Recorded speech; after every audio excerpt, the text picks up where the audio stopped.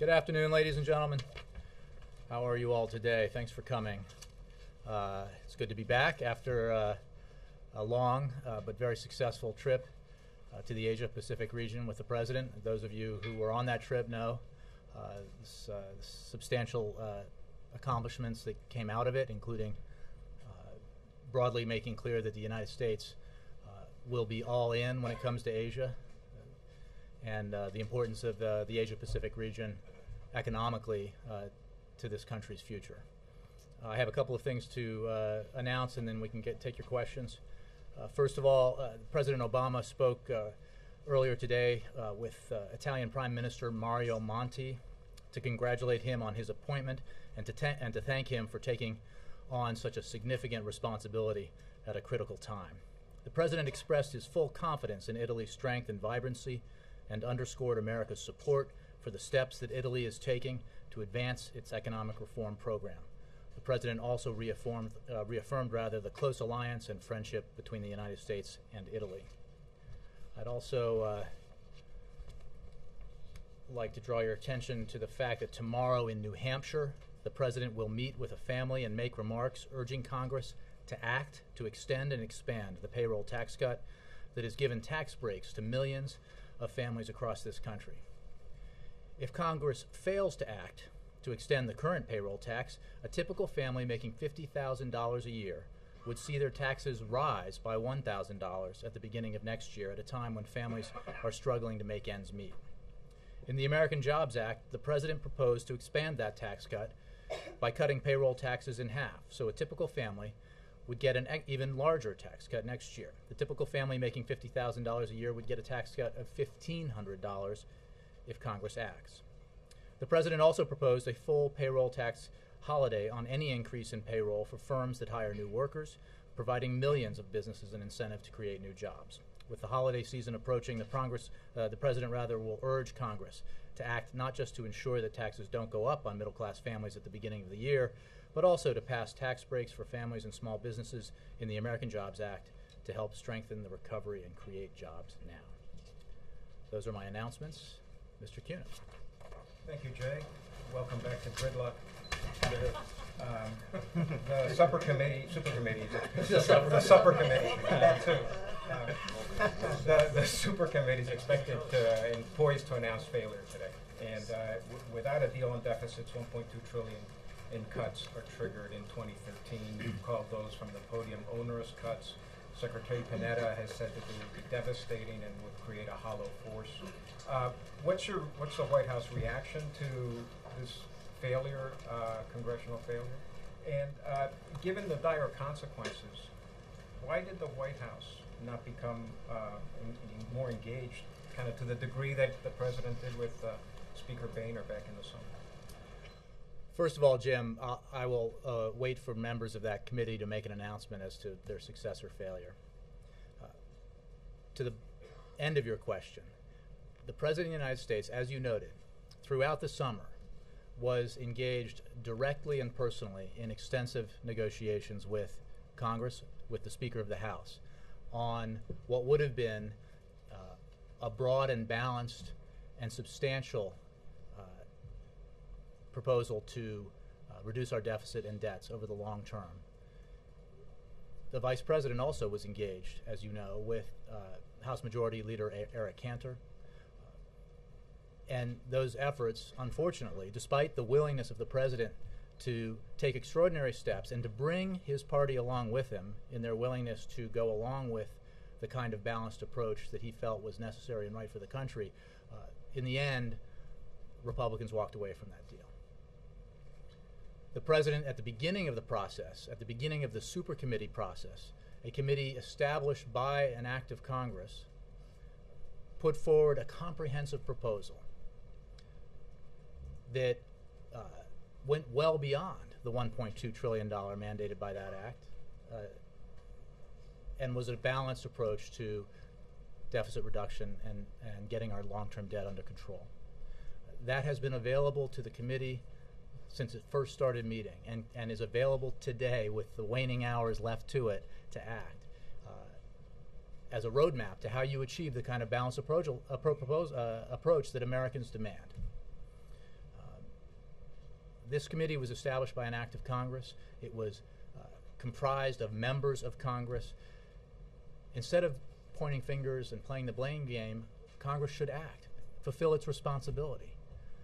As for the sequester, it was designed, again, in this act of Congress, voted on by members of both parties and signed into law by this president, specifically to be onerous, to hold Congress's feet to the fire. It was designed so that it never came to pass, because Congress, understanding the consequences of failure, understanding the consequences of inaction, the consequences of being unwilling to take a balanced approach, were so dire. Now, let me just say that the Congress still has it within its capacity to be responsible and act. As you noted, the sequester doesn't take effect for a year. Congress could still act and has plenty of time to act, and we call on Congress to fulfill its responsibility.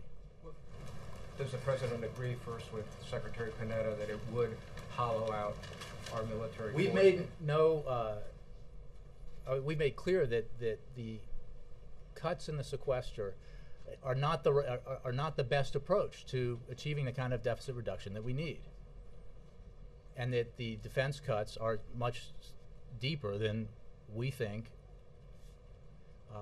are wise, as Secretary Panetta and the President and others have made clear. Which is why Congress needs to fulfill its responsibility. It needs to hold itself to account, and also should not then try to undo the consequences of their own failure, the consequences that they themselves passed into law. They should do the right thing and come together. It's important to remember, however, that because of the Budget Control Act, the $1.2 trillion that the Supercommittee was supposed to achieve in deficit reduction will happen regardless. That was the purpose of the law. It's Congress's responsibility to achieve that in the right way, in a better way, in a balanced way. And again, the President has weighed in great detail with what he thinks is the right approach, an approach that's supported overwhelmingly by the American people, overwhelmingly not just by Democrats and independents, but by Republicans.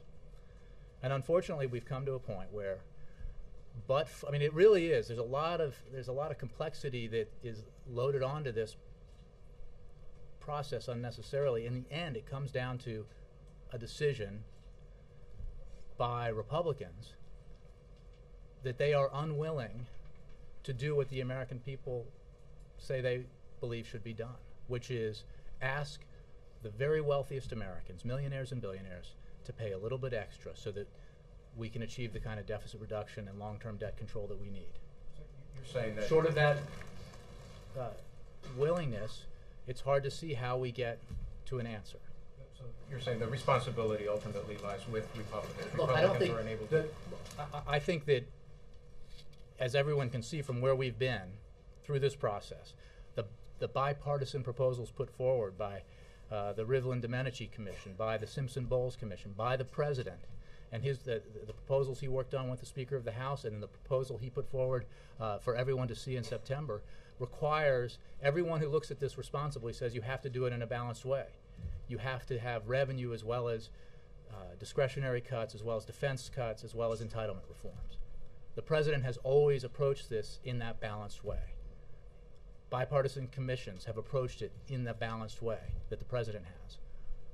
So far, Republicans in the Congress have not approached it in the balanced way that is really the only way to get this done that's fair. Otherwise, as we saw from the Ryan budget, if you don't do it in a balanced way, if you protect the wealthiest Americans from having to pay their fair share, not just protect them from having to pay more, but actually in many cases give them more tax cuts, then the burden falls on senior citizens who see their Medicare bills skyrocket, and then families with children who are disabled and others who are vulnerable in our society.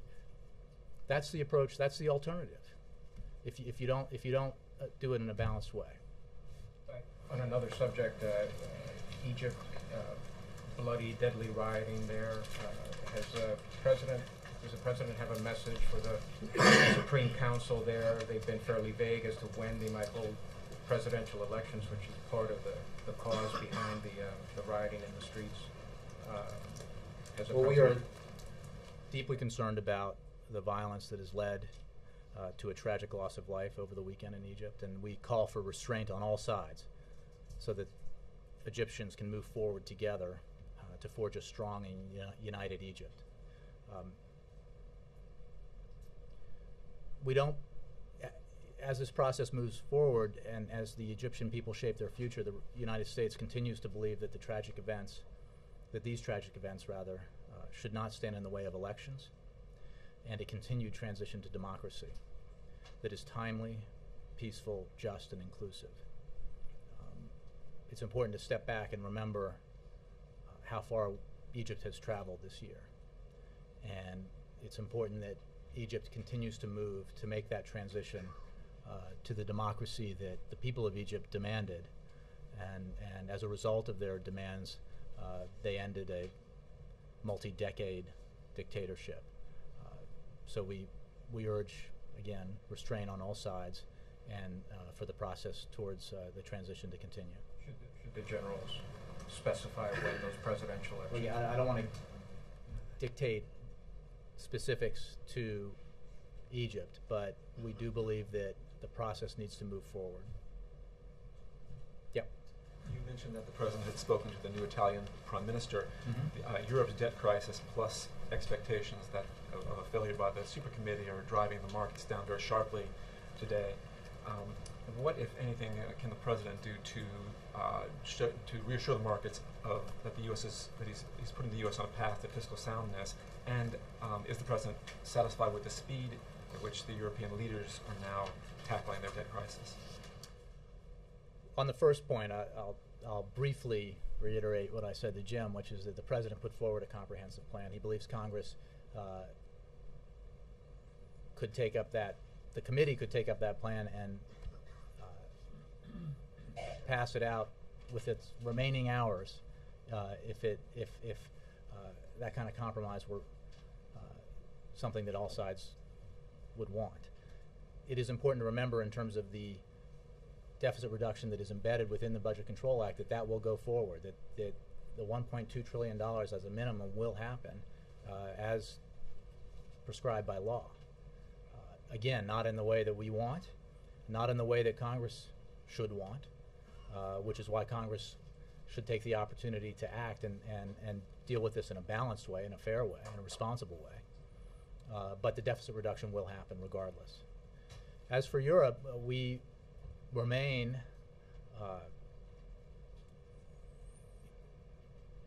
in a position where we are urging Europe to rapidly implement the proposals that they put forward, the plan that they put forward. They have the capacity to act, as you know. They have the resources to act, and we continue to urge them to do that. In the past, the president has said that the Europeans are not acting as quickly and as aggressively as they need to deal with the situation and prevent the headwinds from hitting the U.S. And are they acting fast enough and aggressively enough now? Well, I think by making it clear that we believe they need to move forward on rapid, decisive implementation, that we believe that rapidity and decisiveness is needed here. Obviously, we have new governments in place in Italy, Greece, and now Spain, and that makes it even more critical that Europe move forward with that implementation. To their credit, the Europeans laid a foundation for acting, and they have all the elements they need for success here to create an enhanced rescue facility, to strengthen European banks, to chart a sustainable path for Greece, and to confront the structural issues that are at the heart of the current crisis. As you know, Matt, the President and Tim Geithner, the Secretary of Treasury, and others have been very engaged with their European counterparts on this issue, offering advice because we have a certain amount of experience in dealing with this kind of crisis, and we urge them to move forward rapidly.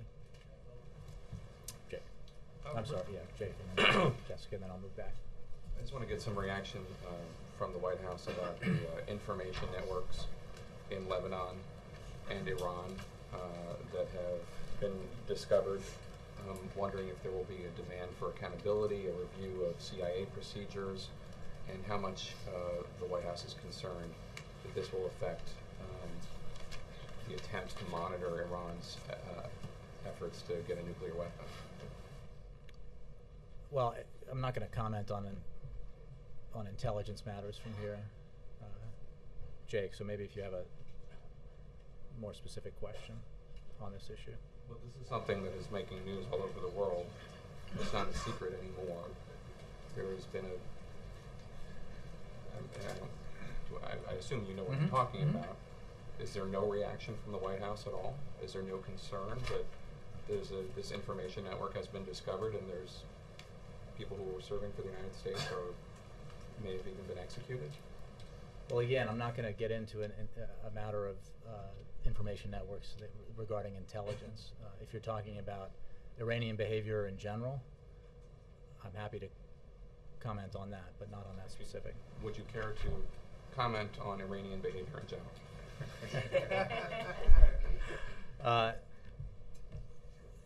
Look, Iranians are the Iranian regime is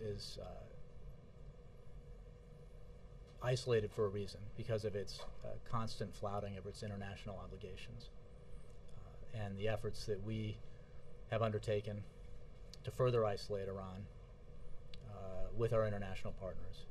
We believe will continue to pressure the regime and drive it to the conclusion that it needs to get right with the world. So Iranian misbehavior is certainly not a new thing or a new problem. We continue to work with our partners to deal with it. All right. And I just want to follow up on some of those super committee questions. When asked about the fact that the White House took a hands-off approach, you said that the White House did not take a hands-off approach throughout the summer. So the decision to take a hands-off approach this time, was that because the previous attempts failed and the President wanted to see how it would work without him playing a role? Could you explain the decision-making process? I disagree. A direct role in negotiating. Yeah, a couple of things. First of all, in the summer, the President, as President, had to deal with a potential disaster that would have befallen this country and the global economy had those who seemed determined to push this process over the edge by allowing us to default on our obligations succeeded. So there was an urgency at the time that required his direct involvement. But let me now argue with the premise, which is that he's been disengaged. That is simply false. I didn't say that. Oh, okay, but the premise is that he has been less engaged. What happened? Hawaii. I mean, one assumes The super committee has been in existence now for a long time, and at the beginning of the process, now remember during the summer there were lots of calls for where's the President's plan, where is his ideas on paper, where are they? And as you know now that we were involved in intensive negotiations, the President was with the Speaker of the House, and by design and by request by the parties to those negotiations, the process was kept relatively quiet and paper was not made public. There was a hope that that process would lead to the grand bargain, that Speaker would reach an agreement in which balance was achieved, that revenues were included, and some tough decisions on entitlement reforms were also included. At the beginning of this process, the committee created by Congress, the President, preemptively, if you will, put forward his ideas, his plans in detail, and those have been available. It's never been a mystery for the members of the committee what the President thinks or what his preferences are in this process. What we have seen, unfortunately, is that very early on in the process, I believe it was the Speaker who announced that revenue was off the table, basically declaring that the vast majority of American people, their ideas for how this should be done were irrelevant. Well, we know that that's not what happened. That Senator Toomey did make an offer. Right. Well, there was an offer, as we've seen reported, that involved some revenues, while it then provided even additional tax cuts for wealthiest Americans. And it wasn't the kind of balanced plan that the public supports, the President called for, the bipartisan commissions both demanded. and that ultimately is the only way that we can get to the kind of sweeping deficit reduction and debt control that we need. So we made clear from the beginning what the President's position was. The committee was established by an act of Congress with members on the committee who are all legislators in Congress, and what their mandate was quite clear, and the path to a compromise was always quite clear. But there had to be willingness on both sides. There has to be willingness on both sides to want the kind of balance that the American people demand. But the President did make a decision to not be as involved in this as he had been in the summer. Well, they're entirely different circumstances. Okay. But if you're, I don't disagree that he wasn't having one-on-one conversations with the Speaker of the House here in the White House on this. But this, we were in a different place. That was working out an approach with the Speaker that then became very well known to the public. The willingness of this President to make tough decisions, do hard things for Democrats, his commitment to bringing Democrats along in that process, and what his position then became, I think it's been clear to everyone Now that we since agree then. on the premise. Mm-hmm. Was that a mistake? Was it a mistake that the President put forward a detailed, comprehensive Was it a proposal? mistake No. for him not to have been as Absolutely involved? not. For him not to have been as involved? Of course not. Okay. No, he has been, from the beginning of this process, directly engaged in it, providing ideas, proposals, specifics, and what the Congress needs to do to get this done is apparent to everyone who writes about this, who reports on it for television, who pays attention at all. And there's just a remarkable unwillingness among Republicans, unfortunately, to accept the fact that the only way to get from here to there is to do it in a balanced way. That's the only fair way to do it. And we hope that Congress will eventually act accordingly. Let me, Jessica, and then I'm going to move in the back. Yeah. Two quick questions. First, on Iran, the UK today has announced they're sanctioning the central bank, but the U.S. is not following suit. We're sanctioning. This is in the wake of the IAEA report. The U.S. is sanctioning some companies, but not the central bank. Why has the U.S. made this decision? Well, first of all, we are, as we said we would do, increasing sanctions, ratcheting up pressure on Iran, and we continue to look at all options going forward. So we are in this place with Iran, the isolation that it feels and the pressure that it feels because of leadership from here by this President and this administration, working unilaterally and together with our partners and allies around the globe, including the UK. So, and specifically with regards to the central bank, we continue to look at all options, and we'll consult with Congress on that. But you should be clear about the actions that we are taking and that we have taken. So sanctioning the central bank remains an option. Everything is always on the table. On the super committee, the President in the past has said that he does not regret not taking Simpson Bowles to the American people.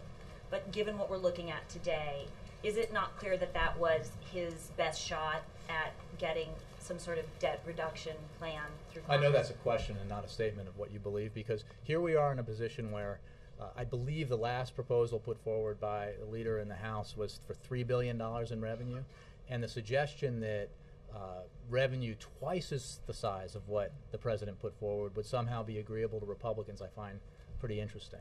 And twice the defense cuts, too. That's what Simpson Bowles called for. So let's be clear. And the approach that Simpson Bowles took is one that the President adopted. Many provisions of Simpson Bowles are reflected in the positions he took over the summer and in the plan that he put forward in September. But the idea that somehow, if we just put a different name on it, Republicans in Congress would be willing to, well, there are some who are saying they should vote on it now. I mean, but let's be realistic about what Simpson Bowles calls for in terms of the extent of revenue and the extent of defense costs, cuts, as well as many other provisions. The overall approach that Simpson Bowles took in the commission that the President set up is one that he has adopted, and his proposals mirror quite closely. Was There was less acrimony in Washington at that time, and it was. Do you really think so? I'm not prior sure. to the debt commission, prior to the debt deal, the debt talks. Well, I suppose everybody's memories are a little gauzy about golden eras that existed in the past, but not that I'm aware of. And again, it's if you're telling me that Republicans in Congress are suddenly now willing to embrace the kind of broad, balanced approach and would vote for a broad, balanced approach, which again is what the president has put forward, I think that would be great and welcome news. There has not been that evidence of that all year long, unfortunately. Is there any way in which the White House takes any responsibility for the failure of these debt negotiations to go anywhere? Congress assigned itself a task, wrote a law, voted for it, president signed it. They have to hold themselves accountable. They have to do the things that American families do every day, which is live within their means and take responsibility for their own actions. There's a committee that they established that was assigned a task that, again, isn't all that complicated and isn't all that difficult if there's a willingness to compromise. So we continue to urge Congress to act. There is an opportunity here for Congress to act going forward and to deal with these problems. Let me go in the back. Yes, German press. Yeah. Oh, thank you, Vic. I was also traveling just the other direction. I was a week in Germany, and from there the world and the financial state of international affairs looks a little bit different. So people are really amazed how this country, I know it's not the government in every democracy, budget right is first and foremost parliamentary responsibility, not government responsibility, how this country deals with the debt crisis. US, as far as I know, has a worse debt to GDP ratio than the whole Eurozone. We are talking about the Eurozone, not about the United States, but Congress can't get its act together. So from the European perspective, it seems that this country is a bigger mess than Europe. We are not proud where we are. We know that it's slow and not bold and so on, but at least they're doing something. They're deciding something, they try to follow through. And here, nothing is happening. Third time in this year. And so again, I don't think it's helpful to get into which side of the Atlantic handles its problems better or worse. I think each side needs to. We need to act, and Congress needs to act. This country needs to act, and obviously, as I just discussed in answer to a question earlier, the Europeans need to move forward with rapid implementation of their plans. And you know, there is an urgent need in Europe to establish an enhanced firewall and to control this crisis, and there is the capacity in Europe to do it. There is certainly the capacity here, and the roadmap here for what Congress needs to do. And as I've been discussing now in answer to these earlier questions, you know, we hope that Congress will move forward. What remains true, because of the Budget Control Act that both parties voted for, that the President signed into law, is that an additional $1.2 trillion in deficit reduction remains the law and will happen. It should not happen the way that through the sequester. That's not the optimum outcome by any means. That was the design purposefully, but it is still the law, and that deficit reduction can and should happen. We urge Congress to do it in a balanced way, and to do it in the way the President did, which was to do it to go much further than the $1.2 trillion. The President's proposal, if you combine it with the savings and discretionary spending through the Budget Control Act, is $4 trillion. And that's the kind of approach that, again, if the committee and Congress took his proposals, passed them now, and the President signed them into law, would have enormously positive effects on the American economy and the global economy. Just one question. Do you have understanding if the feeling in the Eurozone is that it's not really a time where the U.S. is in a position to give advice to Europe what they should again, do? there's no benefit in I think we've been clear about our view on Europe's capacity and what it needs to do. We work very closely with Chancellor Merkel and President Sarkozy and others in Europe on this. The President, as you know, as I just said, spoke with the new Prime Minister of Italy. And we continue to work on those issues and to offer our counsel and advice. And we obviously are very focused on the issues we have here at home. Yes, John. It's obvious from the question, we live now in a borderless global economy. Has the President made any attempt to reach some of the leaders in the Eurozone, or have any of them made an attempt to reach the President over this latest issue of the super committee? I think I just read out to you a call the President made to the new Prime Minister. I'm not aware of any discussions he's having about the super committee with European leaders. Bill. You've said 3 times that the $1.2 trillion in cuts will happen.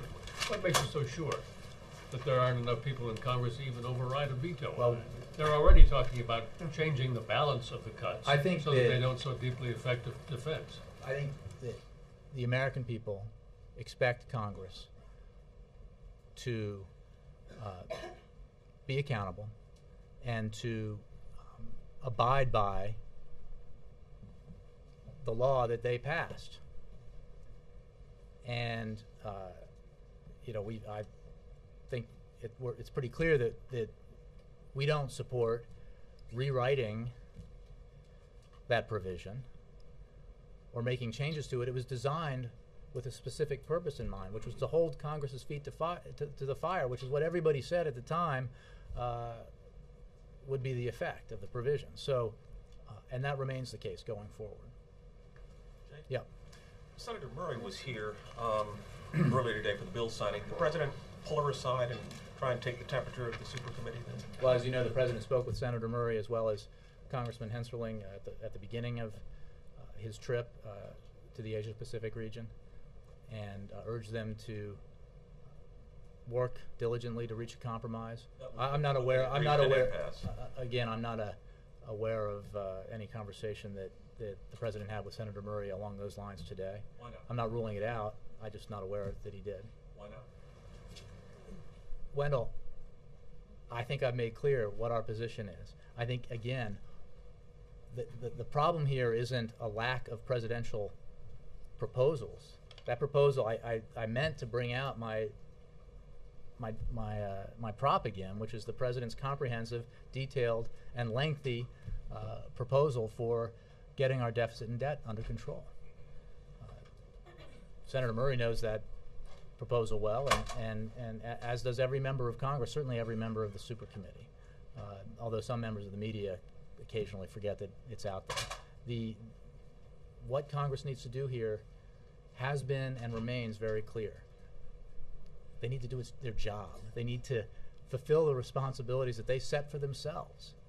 And there's one way out of this, which is a willingness to take a balanced approach. The approach that Americans of every political persuasion support. If they do that, we can get something done significant done for this country. And on Iran, Senator Mark Kirk has an amendment that he says would effectively collapse Iran's central bank, basically blacklisting dealings with countries that do business with Iran. Why is that a bad idea? Well, again, I think I got this question or variation of it from Jessica.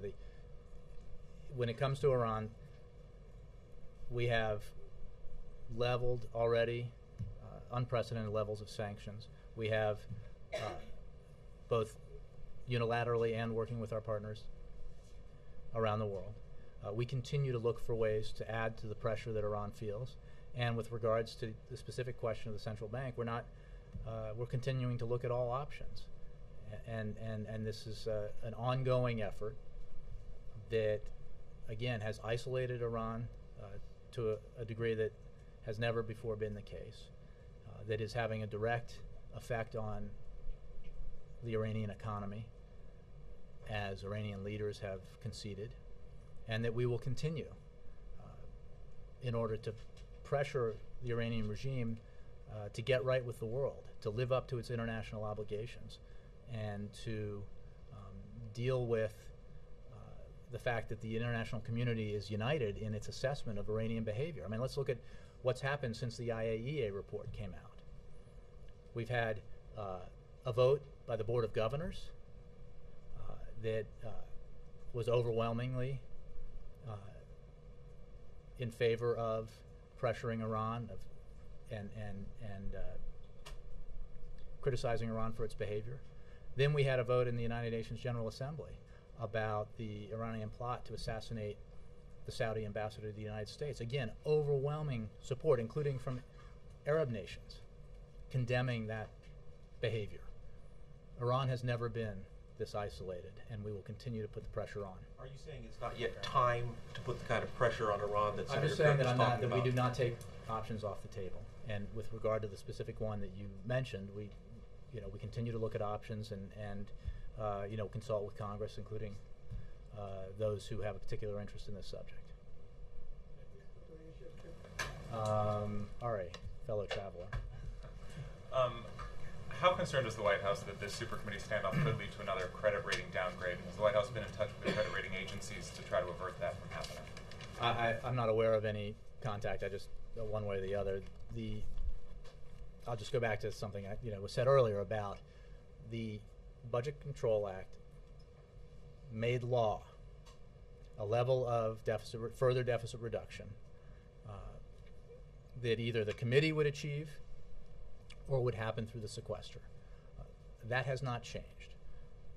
It is unfortunate if predictions of the supercommittee's failure prove true, but the law has not changed. And the Congress still has within its power the ability to act, to do the right thing, to take up a balanced approach, to have Democrats and Republicans vote for it, and to get it to the White House so he can sign it into law. But the way the downgrade happened before was so messy with this last-minute back and forth with Treasury. Is there some interest in starting a dialogue early so that that sort of thing doesn't Again, happen you might want to ask Treasury if they've had any of those conversations. I'm not aware of any. Alexis? There are some that are pointing out that if Congress and the President don't do another thing through 2013, that they, by default, landed in the big deal, in the sense that they've already done $1 trillion, they've got $1.2 trillion of sequestration that kicks in, and if the Bush tax cuts expire as they're supposed to at the end of 2012, you've got revenues going up maybe $5 trillion. So if the President and Congress don't do another thing, Bush tax cuts expired, the sequestration kicks in, is that a level of balance? Because you're up to about $7 trillion in deficit reduction right there. Well, let me just make this point. On the sequester, that is not the preferred option here. The sequester was designed to be onerous and undesirable, and it remains our view that that is not the way to go, because Congress needs to do this in a responsible way. It doesn't, not abdicate its responsibility, not refuse to, and alternatively not refuse to accept the consequences of its inability to compromise, but refocus their efforts on finding a solution here. The position of the President is well known on the kind of approach that we need to take. It happens to reflect the position that most Americans believe is the right way to go. What happens next year, it's just there are too many variables for me to get into predicting. But what we know now is that Congress has all the incentive, as well as the desire of the American people behind moving towards compromise. So we would hope that Congress would do that. So I just want to get at the idea of balance. You're talking about balance in another way. You're talking about the approach to the middle class. Is that what you mean?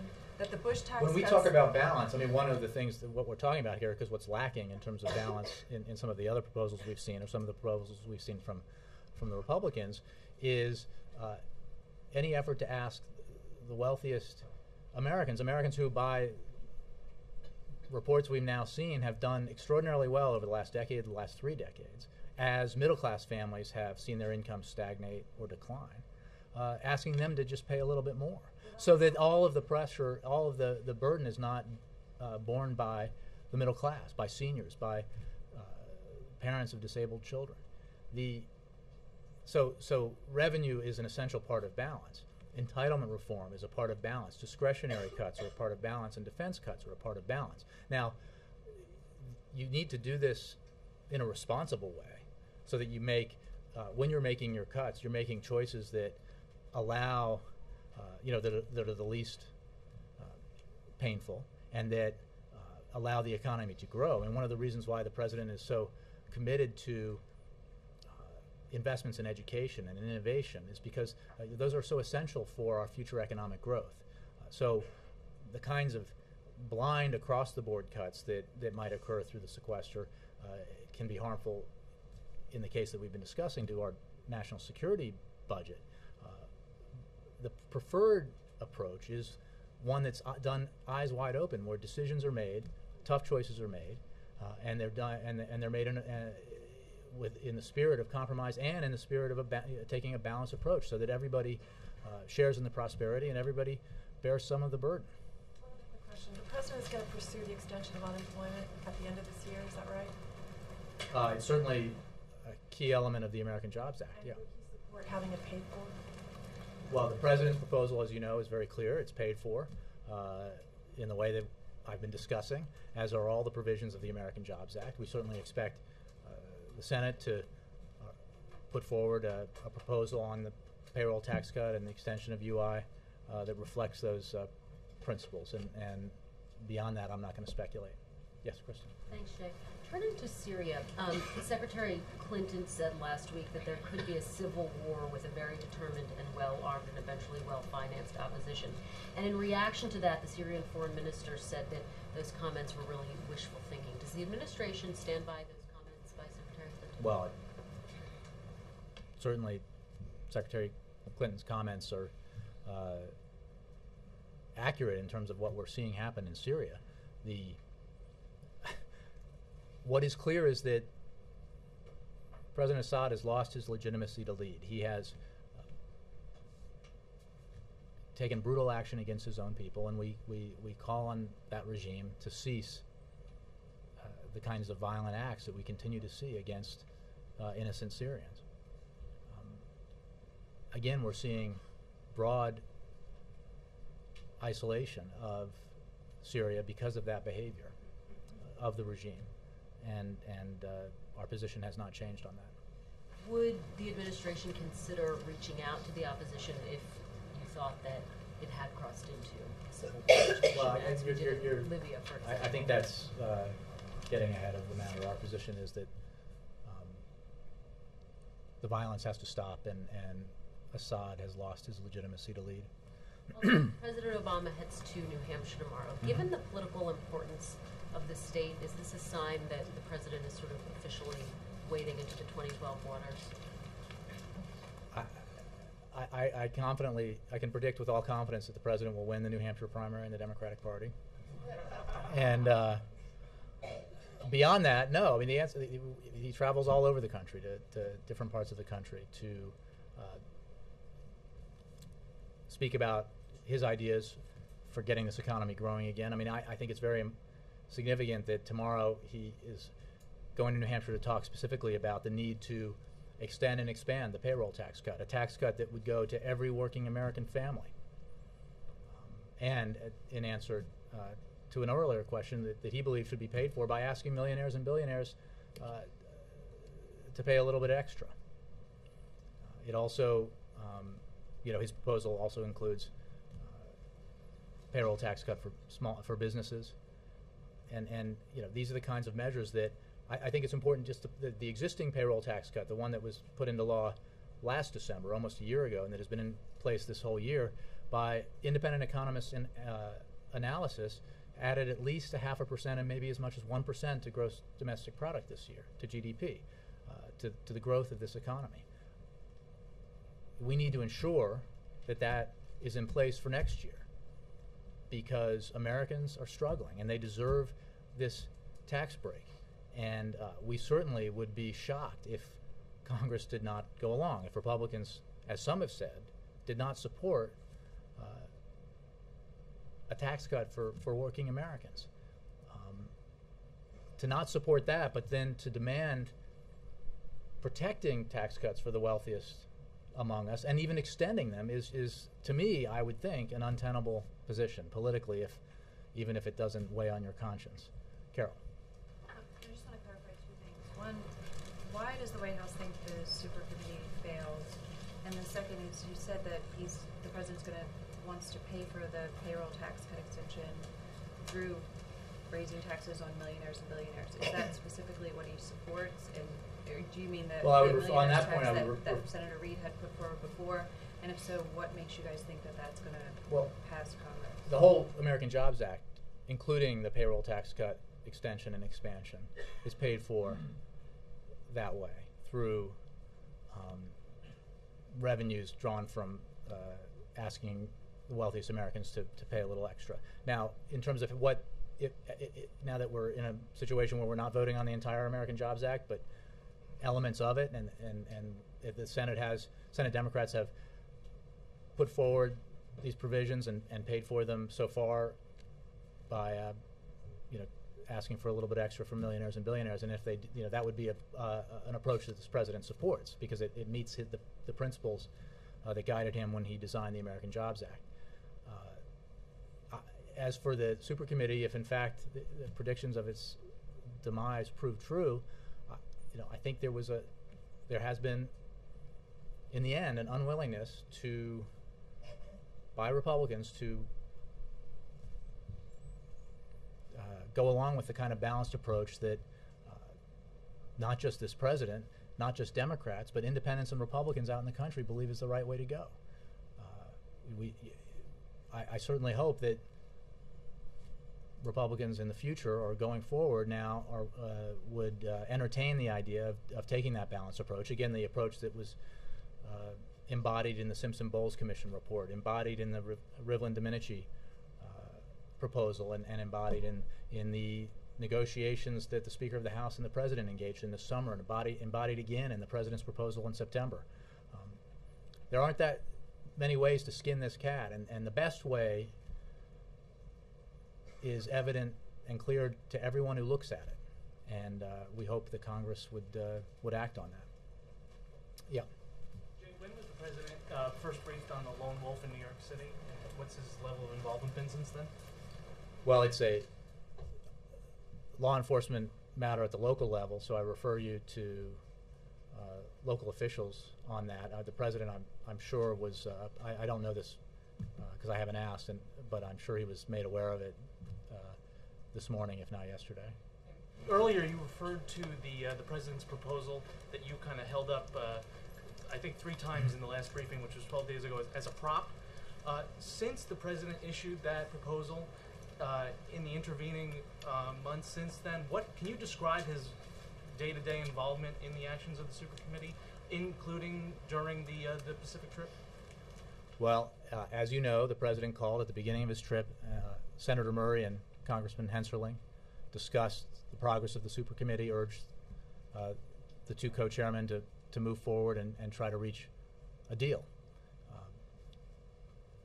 I can describe very clearly to you that the President put forward in that proposal, and I called it a prop because I know you all had reported on it and read it in detail prior to me bringing it out almost 2 months after it had come forward, what his ideas were for the committee to adopt. So proposal and 2 phone calls. We've been through this a number of times. The membership of the committee was made up by is comprised entirely of members of Congress, with a mandate passed into law by Congress, majorities of both parties, or members of both parties. And there wasn't a seat at that table that I'm aware of for a member of the administration. Now, we were all fall in contact with members of Congress through various liaisons here at the White House, contact with members of the committee. But let's be clear about it. Congress assigned itself a job, assigned 12 of its own members a task that wasn't really that difficult to achieve if there was a willingness to compromise, if there was a willingness to take a balanced approach, an approach that is supported by a majority of the American people. Congress needs to meet its responsibilities. Congress needs to take action. This committee had the opportunity to adopt a proposal that was very balanced. And unfortunately, because of an unwillingness by one side to do what the American people say is the right thing to do in this case, it looks like they may not achieve that goal. Aside from the proposal, 2 phone Again, calls. I feel like, I've answered this question probably a dozen times over the past couple of months. Last one, Roger. Yeah. The Super Committee is supposed to announce its results later today. Are we going to hear from the President after that? I don't have any scheduling announcements to make at this time. Thanks. Thank you.